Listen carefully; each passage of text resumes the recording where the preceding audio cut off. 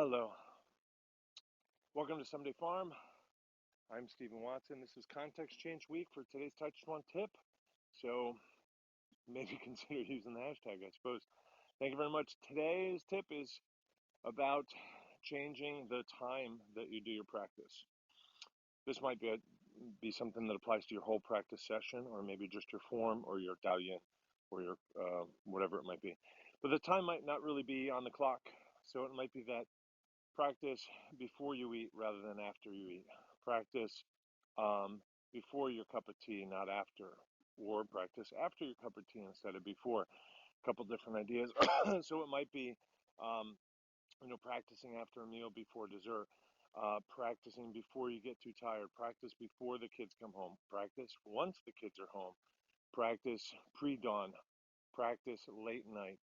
Practice in the middle of your workday instead of before or after, etc.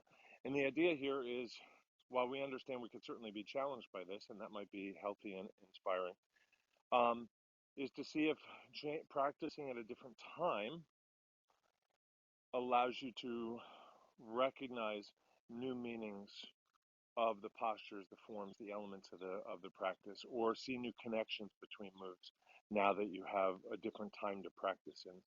And I know, like for me, in the very early morning, before many people are awake and up and about their day, I feel like my mind is a different type of mind state, where I'll make connections that I might not otherwise make. So enjoy that. Of course, these tend to go live at 6 a.m. I don't know if I'll change that, but maybe for this one, we'll make this one actually go live at a different time. We'll see if I remember. In the meantime, like, subscribe, comment, share, engage on social media, donate money, and visit my webpage, somedayfarm.org. Thanks.